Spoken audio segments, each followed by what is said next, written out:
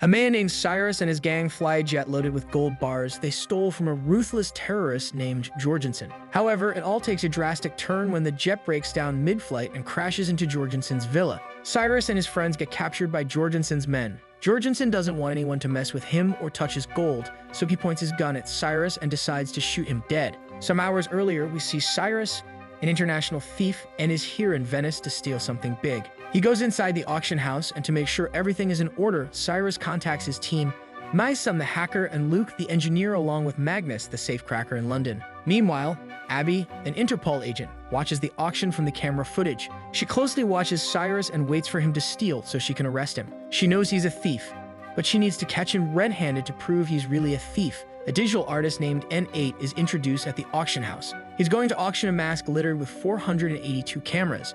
It can create an NFT inspired by Van Gogh's paintings.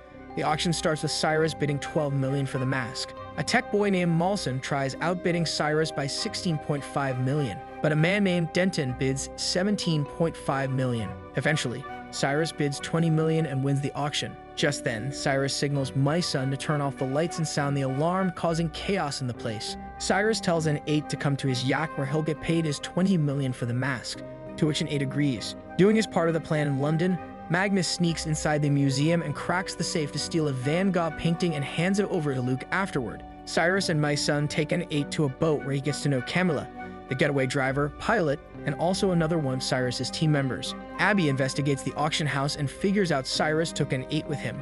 So she goes outside and spots Cyrus and N8 on the boat, so she takes a boat and chases them. Cyrus spots them and has my son hack into the barriers under the water and raises them. Cyrus and his crew make it to the other side before the barriers rise, but Abby fails, much to Cyrus' joy. Cyrus arrives at his yacht and pays N8 $20 million for his NFT. To celebrate having a great business relationship, Cyrus throws a party on his yacht and has a good time with N8. Abby watches the whole footage from the auction house and spots Denton faking his limp. Abby suspects he's working for Cyrus and has her colleague, Ross, look into him. The next day, it's all over the news that N8 is kidnapped. N8 wakes up hungover after the party on Cyrus' yacht and gets terrified when he reads on the news that he's been kidnapped. N8 asks Cyrus and his team who they are. Cyrus explains that he and his team steal works of art from their owners who don't deserve it, and this is the first time they steal an NFT. N8 tells Cyrus he paid him $20 million for the NFT. To this, Cyrus replies he had Magnus steal Van Gogh's portrait in London and sell it for $20 million in the market. That's where Cyrus got the $20 million to pay N8. N8 asks Cyrus why he kidnapped him then. Camilla tells N8 it's not kidnapping. They borrowed him to make more money. Cyrus then explains that the Mona Lisa was first sold at $25,000, but after it went missing, its price became $890 million. The same idea applies to N8 and his NFT, which Cyrus bought for $20 million. Now that N8's been reported kidnapped all over the news, his NFT became in demand in the market as Cyrus and his team sold it for $89 million. Cyrus decides to give N8 $27 million from that money, much to N8's joy. As they drink to it, Cyrus asks where Denton is. Abby has Denton arrested for many charges like forgery, fraud, and stealing a Ferrari. As Abby interrogates him, she shows Denton a picture of himself with Cyrus, which is evidence that Denton works for Cyrus. Abby asks Denton what he knows about Cyrus, but Denton plays dumb and pretends he doesn't know anything. Abby reminds Denton that he committed fraud when he bid $17.5 million in the auction, since he didn't have that money. He's also going to prison for 20 years if he doesn't cooperate, but Denton sarcastically says no. Just then, a box is sent to Abby where she finds a picture of herself with Cyrus. The two were old flames and had a romantic relationship. Seeing that, Abby decides to get back to London, to Interpol's headquarters. At the Interpol headquarters, Abby runs into her superior Huxley. He has her come to his office where he talks to her about Cyrus because Huxley wants to have him steal something for him. Having been hunting Cyrus for a while, Abby says no. Huxley tells her about a banker-turned-terrorist named Lars Jorgensen. He works with terror groups to manipulate stock prices so he can make a huge profit, not caring about the civilians who get killed. Huxley can't arrest Jorgensen legally because he has nothing against him. However, Huxley learned from an informant named Arthur that Jorgensen is currently working with a hacker terror group named Leviathan. Huxley explains that Jorgensen might have Leviathan hack into the water dams of any city around the world and cause a flood. Many innocents will die, but this will allow Jorgensen to manipulate stock prices and make billions of dollars. Huxley doesn't know which city Jorgensen will strike, but he knows Jorgensen is paying Leviathan with a shipment of $500 million in gold bars, which he will legally move from London to Zurich. Huxley can't stop that shipment since moving gold from one place to another is legal. That's why Huxley wants Abby to get Cyrus to steal that gold for Jorgensen. Abby says hell no, but being her superior, Huxley tells her that's an order, not a request. Abby goes to Cyrus' home and tells him Interpol wants him to steal the gold shipment from Jorgensen. Knowing that Jorgensen kills anyone who gets in his way, Cyrus says hell no. Abby presses Cyrus and tells him Interpol can arrest him and his crew for stealing the Van Gogh portrait. Denton told her everything. She also reminds Cyrus that Denton is in prison and might die there. If Cyrus accepts to do the job, Abby will not arrest Cyrus and his crew.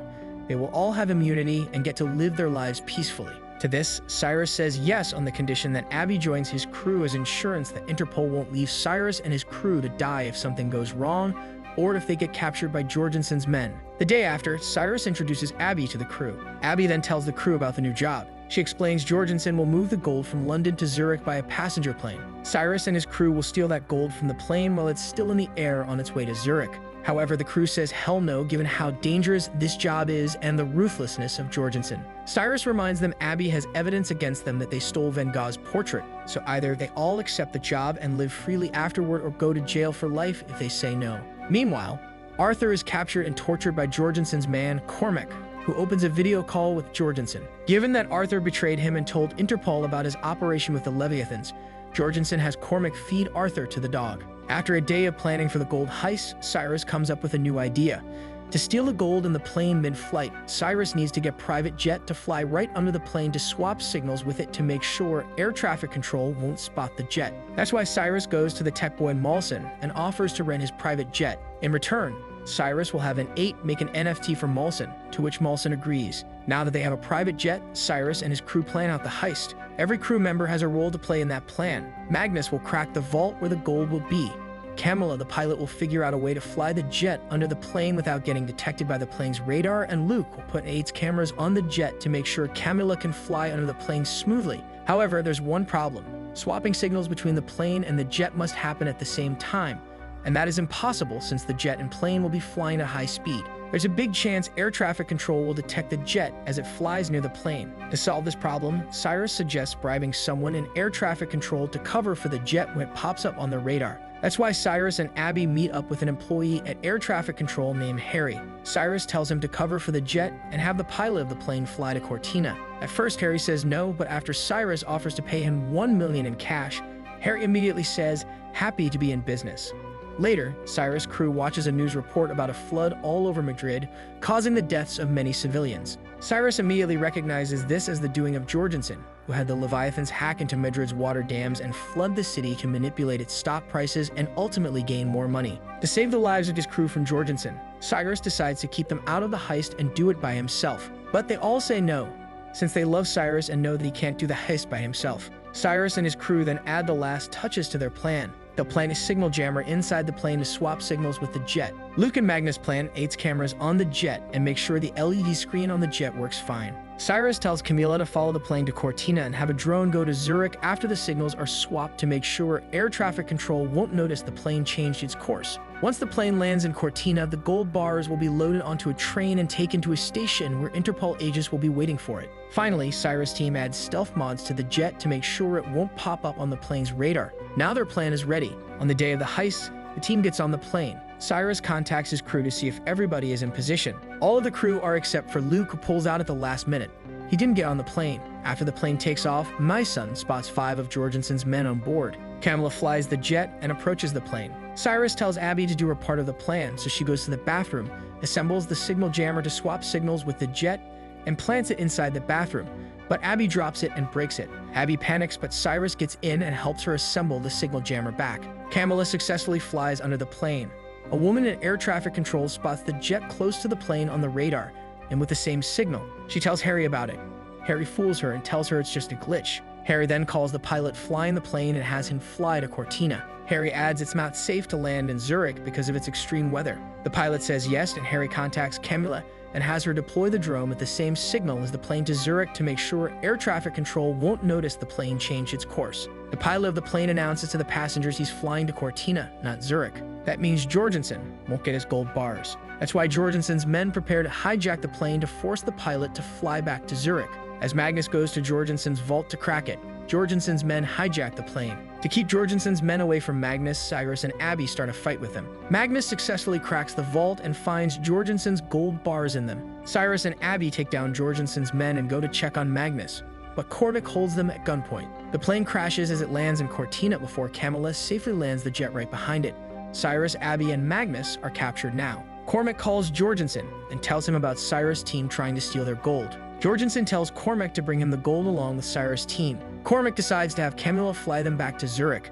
Camilla tells him the jet can't take too much weight with the gold bars in it, so Cormac has his man take Magnus away from the jet. Meanwhile, Huxley learns about where the plane landed and about the jet, so he has his man, Stefano, track where it is. Cormac has Camilla fly the jet to Italy where Jorgensen's house is. While held at gunpoint, Camilla secretly tilts the jet to shake off the stealth mods to make the jet easier to track and get some help.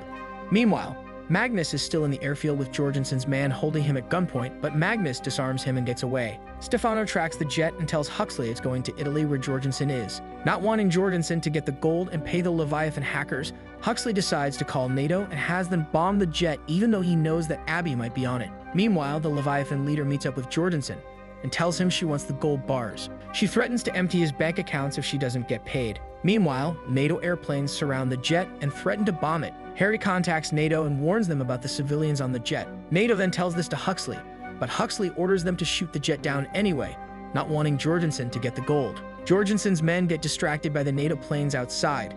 Cyrus takes advantage, attacks them, and has Abby write NATO a message on the LED screen, telling them there are civilians on the jet. NATO forces decide to stand down and not bomb the jet, not wanting to kill civilians. Cyrus and Abby brawl with Cormac.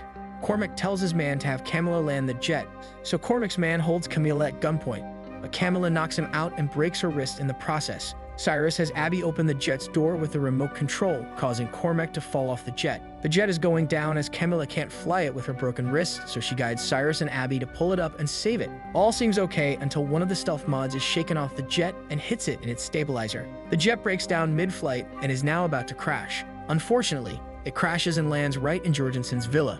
Cyrus, Camilla, and Abby survive the crash but end up getting captured by Jorgensen's men. Jorgensen comes down and asks Cyrus who he is. The Leviathan leader gets a message that one of Cyrus' team is an Interpol agent, so she tells Jorgensen she's out and the deal is cancelled. Jorgensen shoots her in the leg and asks her not to cancel the deal. The Leviathan leader says no, so Jorgensen shoots her dead and then asks Cyrus' team who the Interpol agent is. Abby is about to give herself up, but Cyrus decides to sacrifice, tells Jorgensen he's the Interpol agent and to let Camilla and Abby go. Jorgensen decides to shoot Cyrus, but the Italian police forces arrive just in time. Jorgensen drops his gun and Abby tells the police Jorgensen shot the Leviathan leader. Jorgensen tells the police Cyrus' team broke into his property, tricking the police into pointing their guns at Cyrus. Thanks to N8's cameras that were on the jet, Jorgensen was filmed when he shot the Leviathan leader, so Cyrus has my son play the footage on the jet's LED screen. Seeing the footage, the police arrest Jorgensen. Huxley and Stefano arrive. Abby learns from Stefano that Huxley was about to have NATO bomb the jet, knowing that she might be in it. Seeing her boss doesn't care about her safety, Abby slaps Huxley and tells him she quits. She's no longer an Interpol agent and now decides to join Cyrus' crew. Weeks later, Abby and Cyrus fall in love. Cyrus also tells her that they stole Jorgensen's gold bars. While Abby and Cyrus recruited Harry earlier, Magnus brought some iron bars and painted them gold. Cyrus had the fake gold bars loaded into the plane when he and his team got on it. While Cyrus and Abby were fighting Jorgensen's men, Magnus cracked the vault, swapped the real gold bars for the fake ones, and dropped the real gold bars off the plane through a parachute. Luke was never out of the game. Cyrus had him remotely control where the gold bars landed. As for Huxley, he ended up with the fake gold bars, which are practically nothing. Cyrus and Abby meet up with the team. Luke gives Cyrus the remote control to do the honors, but Cyrus gives it to Abby and has her raise the real gold bars to the surface of the river. Cyrus' team then celebrates the success of the biggest heist they've ever done, as they now have $500 million worth of gold bars in their hands.